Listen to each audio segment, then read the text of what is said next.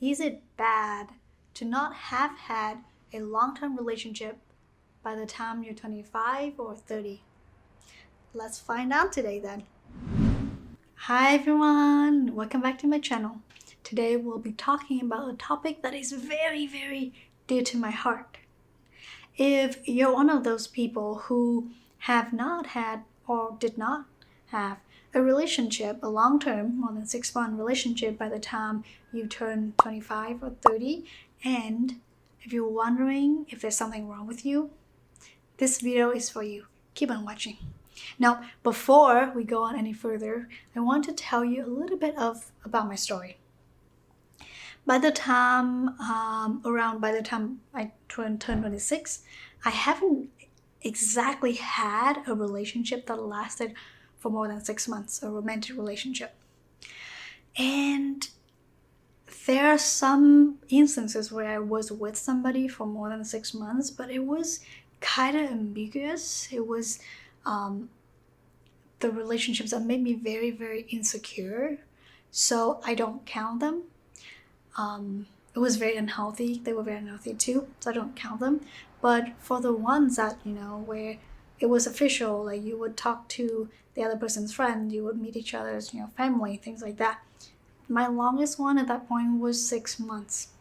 Now, as I'm nearing 30, my whole world, inner world, as well as external romantic world is completely different because I've been in a long-term relationship that is just so much better than what I could have ever imagined. And if you were thinking that I had low standards because, I was in not very good relationships, that's not true because I had very high standards by the time I met this boyfriend of mine. But what we have, it's still blows my mind because it just exceeds what I thought was possible, and it's truly such a rewarding experience.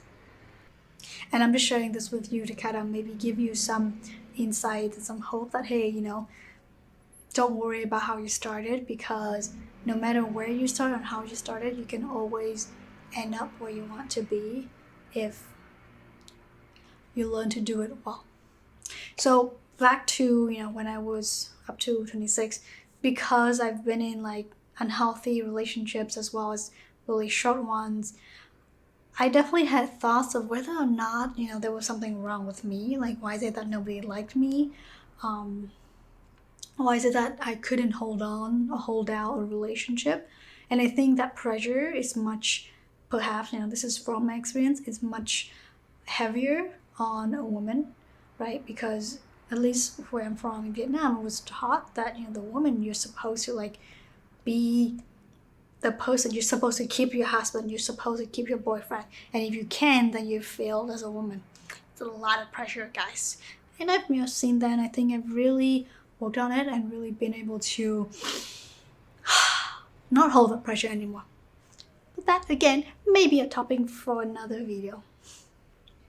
Now, as much as I was doubting myself, at a young age at that point, I also had this thought in my mind that, it may be a good thing that I'm not with these people for so long, because they were not compatible with me, right? So because they were not compatible with me and I didn't spend time with them for so long, I didn't have to get too attached to the wrong person. I didn't invest so much time and energy in a wrong relationship that didn't make me ultimately happy and fulfilled. I didn't need to, I didn't really lose myself for too long. Like I used to lose myself a lot in relationships. That doesn't happen now. But so I had short-term relationships, but in a way it was a good thing because I felt like I was able to meet different types of people, see myself in relationships with different types of people, and see the kind of person that I become, and decide for myself, is this the kind of person that I want to be? Is this how I want to be in a relationship? Is this the kind of relationship that I want?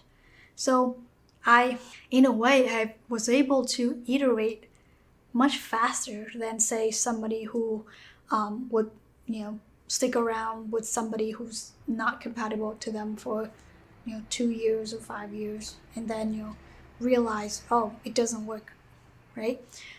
So for those of you out there who may have been through a lot of heartbreaks and not yet feel like you've gotten or you found that long-term commitment that you wanted, I want to offer you another perspective that perhaps, and hopefully all these smaller or shorter relationships have taught you faster about yourself as well as about the kind of relationship that you want.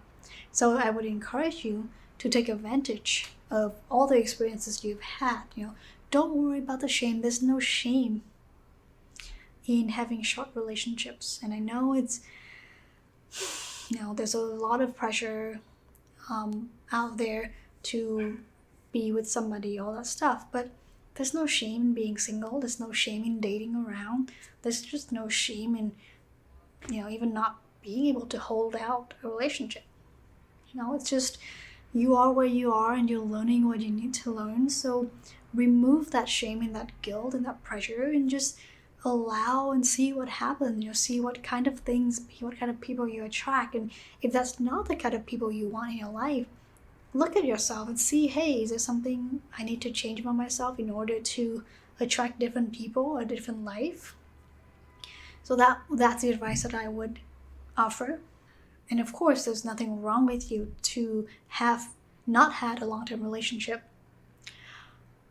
But to be more grounded into reality, if you want a long-term relationship and you have not had one, it's important to look at the reason why. And most of the time, these are really, really much deeper reasons, okay? And I can't tell you why, because everyone's going to have a core issue, a core reason regarding why it is that you have yet to be able to be in a committed long-term relationship.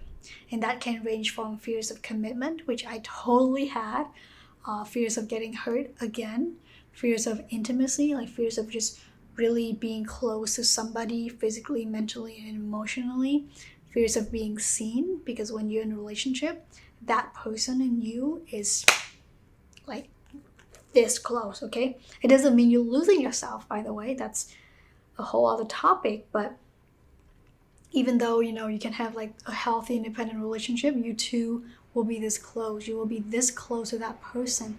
And so there can be fear of like, getting naked, like getting physically, emotionally, mentally naked.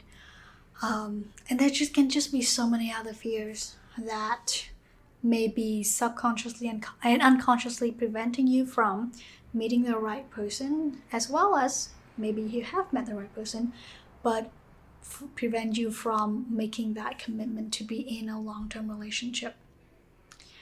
And the one advice I would offer in this case is really just to make use of your short-term experiences and to really focus on yourself. It's not about finding the right person. It's not about like seeing who's right, who's like pointing the fingers to all the boys or all the girls that you've dated that were not good for you. It's about what can you do to better yourself so that you can attract the life and the person that you want, so that you can attract the relationship that fulfills you. Okay, what can you do to become that person? And of course, that's going to be not a long topic. If you want to hear more about relationships or tips on how to find the partner, how to find the right partner, or just relationship advice in general, feel free to leave your questions in the comments. I would be glad to answer them via comments, or that could make a good video topic at some point. Thank you so much for watching, and please share this with someone else that may benefit from it, and give it a like so that YouTube will show this to more people. That will be helpful, and I'll see you in the next video. Until then, bye.